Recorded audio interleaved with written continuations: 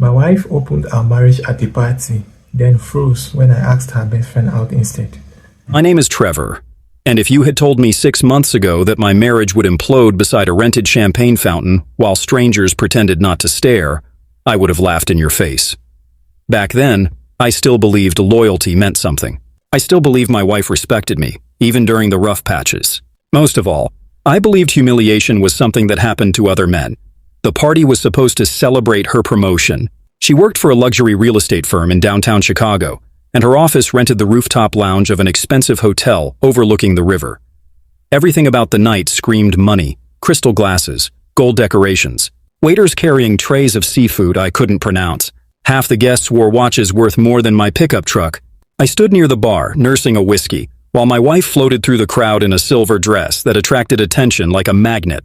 Every few minutes, she touched somebody's arm and laughed too hard at something they said. I noticed several men lingering around her longer than necessary, but I ignored it. I had spent the last year ignoring a lot of things. Then she climbed onto the small stage near the dance floor and tapped her glass with a fork. The room quieted. "At this point," she said with a smile, "my husband and I have decided to evolve our marriage." Several people laughed awkwardly. I frowned because I had absolutely no idea what she was talking about. She lifted her champagne. "We're officially open." For a second, I genuinely thought it was a joke. Then I saw the expression on her best friend's face. Shock. Real shock. The kind people fail to hide. My stomach tightened. Guests started clapping nervously while my wife looked directly at me with that smug little smile she used whenever she thought she controlled the room. She expected me to play along, to laugh, to stand there quietly while she announced to a crowd of coworkers that our marriage was now some trendy social experiment. Inside, I was boiling, because suddenly every late night at the office made sense, every secretive text, every girl's trip. Every moment she accused me of being insecure whenever I asked simple questions. She had probably assumed I was too spineless to react publicly. Unfortunately for her, humiliation does strange things to a man. I slowly set my glass on the bar and scanned the crowd until I spotted her friend standing near the edge of the dance floor. She had always been polite to me, funny, smart, the complete opposite of my wife when it came to treating people with basic decency. And unlike everyone else there, she looked deeply uncomfortable. That was when an idea hit me. I walked straight across the room while dozens of curious eyes followed me. My wife's smile faded slightly, probably because she expected a confrontation. Instead, I stopped in front of her friend and said loudly enough for nearby guests to hear, "Since my marriage is apparently open now, would you like to have dinner with me tomorrow night?" The silence afterward felt enormous. Her friend blinked twice. Then she grinned. Not a nervous grin either, a delighted one. "I'd love to," she replied immediately. Several people burst into shocked laughter. Someone near the bar choked on a drink. One man muttered, "Holy hell." I turned toward my wife. The color had completely drained from her face. She looked frozen, like her brain couldn't process what had just happened. The confident expression she wore moments earlier vanished so fast it almost gave me whiplash. She opened her mouth, closed it again, then stared at her friend with pure disbelief. "What are you doing?" she snapped finally. I shrugged. "Participating." A few guests actually applauded. My wife climbed off the stage and marched toward me, heels striking the floor hard enough to announce her anger before she even spoke. "Can we talk privately?" she hissed. "No," I said calmly. "You made this public. Let's keep it public." Her eyes widened. That response hurt her more than yelling would have. She grabbed my arm anyway and pulled me toward a hallway leading to the restrooms. The second we were away from the crowd, her entire tone changed. "You embarrassed me," she whispered furiously. I laughed in disbelief. "You announced an open marriage without even discussing it with me first. I thought you'd go along with it. Why? Because you never make scenes." That sentence told me everything. She genuinely believed I would stand there obediently while she rewrote our marriage in front of strangers. She thought I cared more about avoiding conflict than respecting myself. And honestly, maybe she was right. Until that night. She crossed her arms and tried recovering her confidence, but I could see panic leaking through every movement. "You're overreacting," she said. "It was supposed to be fun." "For who?" "For us." I shook my head. "No, it was supposed to benefit you." Her expression hardened. "So what? You're suddenly interested in my friend now?" I smiled for the first time all night. Watching your face after she said yes was the most enjoyable moment I've had in months. She stared at me. Then her phone buzzed. I noticed the message preview before she could hide it. It read, "Does your husband suspect anything yet?" My wife locked her phone instantly, but the damage was already done. For a second, neither of us spoke. The hallway suddenly felt too small, too warm, too crowded with things we had both avoided saying for a very long time. I looked at her face and realized she wasn't nervous because I had embarrassed her. She was nervous because she'd been caught off guard before she could control the story. "Who was that?" I asked quietly. "Nobody." "Try again." She rolled her eyes dramatically, but I saw tension creeping into her jaw. "It's a coworker. The one asking whether I suspect anything? You're acting paranoid." I laughed again, except this time there was nothing funny in it. "You announced our marriage was open in front of 50 people.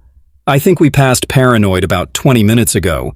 She looked toward the ballroom entrance, probably hoping someone would interrupt us. Nobody did. That was when I noticed something else. Fear. Not guilt. Not shame. Fear. Because for the first time since we'd been together, she no longer controlled the conversation. "I knew it," I said softly. "You already had somebody lined up." Her silence answered for her. The anger I expected never arrived. Instead, I felt strangely calm, like the last missing puzzle piece had finally clicked into place. All the confusion of the past year suddenly became painfully simple. The late nights, the password changes, the sudden obsession with personal freedom. She hadn't wanted an open marriage. She wanted permission to cheat without consequences. "You know what's funny?" I said. "If you just divorced me honestly, I probably would have respected you more." Her eyes narrowed.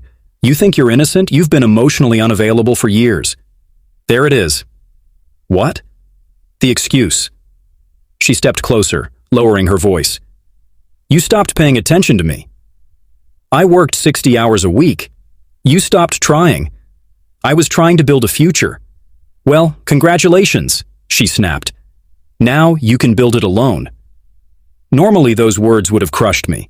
Instead, I felt relief, real relief, because suddenly I understood something important. This marriage had been over long before tonight. I just hadn't realized I was the last person still pretending otherwise. I nodded slowly. "Okay." Her expression flickered. "Okay?" "Yeah, okay." She frowned. "You're just giving up?" "No," I replied. "I'm accepting reality." That seemed to unsettle her more than anger would have. She expected begging, fighting, maybe tears. What she got instead was a man finally seeing her clearly. Back inside the ballroom, music started playing again as guests awkwardly tried returning to the party atmosphere. Conversations buzzed louder than before because everyone was obviously discussing us. The moment we walked back in, heads turned. My wife immediately forced a fake smile and tried rejoining her coworkers like nothing had happened. I watched her perform confidence while gripping her champagne glass hard enough to nearly crack it. Meanwhile, her friend walked toward me. "You okay?" she asked gently. My wife stiffened across the room. I almost smiled. "Honestly," I said, "I think I just woke up." Her friend laughed softly. "For what it's worth, she's been treating you terribly." I looked at her carefully. "You knew?" "I suspected." That hurt more than I expected. Not because she knew, but because apparently everybody knew except me. She must have seen the realization on my face because her expression softened immediately. "You trusted your wife. That's not stupidity." Maybe not. But it felt close. One of my wife's coworkers approached us holding 2 drinks and wearing the kind of grin people get when they smell drama. "Trevor," he said, "that move earlier was legendary." I wasn't trying to be legendary. Still, he laughed, the look on her face, brutal. My wife glanced toward us from across the room. The moment she saw us talking comfortably, something shifted in her expression. Jealousy, actual jealousy, that was the truly insane part. She wanted freedom for herself, but the second another woman showed interest in me, she looked ready to explode. Her friend noticed it too.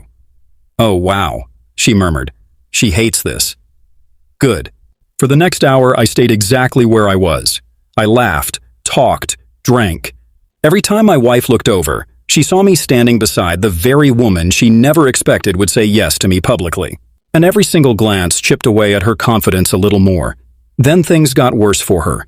Because around midnight, one of the senior executives, an older guy who had clearly witnessed the entire disaster, raised his glass and joked loudly, "Careful announcing open marriages around this guy. He moves fast." The surrounding group burst into laughter. My wife looked mortified. And suddenly I understood the true reason she was unraveling: control. She had planned the night carefully. In her mind, she would make a bold announcement, appear modern and empowered, then quietly continue whatever affair she was already having while I remained the safe husband at home. Instead, she accidentally reminded everyone that I had options too. That changed everything.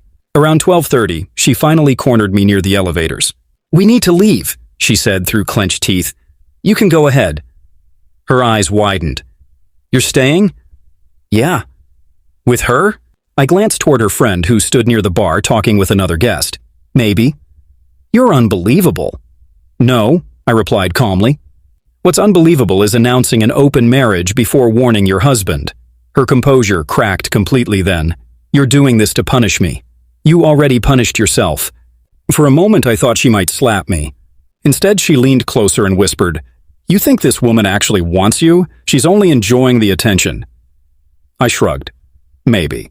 But at least she had the decency not to humiliate me publicly first. That landed hard. She stared at me with a mixture of anger and panic I'd never seen before. Then she said the one thing that confirmed everything. "I didn't think you'd change. Not apologize, not explain. Just that.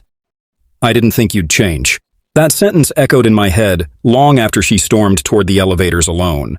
And standing there watching her leave, I realized something that should have terrified me but didn't. I wasn't sad she walked away. I was sad I had spent years becoming smaller just to make her comfortable. Her friend walked up beside me moments later. "She left?" "Yep. And how do you feel?" I looked around the glittering rooftop lounge, the city lights reflecting against the windows, the whispers still floating through the room about what had happened tonight. Then I exhaled slowly. "Free," I admitted. Her smile returned instantly. "So," she asked, "about that dinner tomorrow night?" I grinned for the first time in a very long while. "Absolutely." She wanted freedom with consequences. Instead, she watched me walk away freely and more confidently.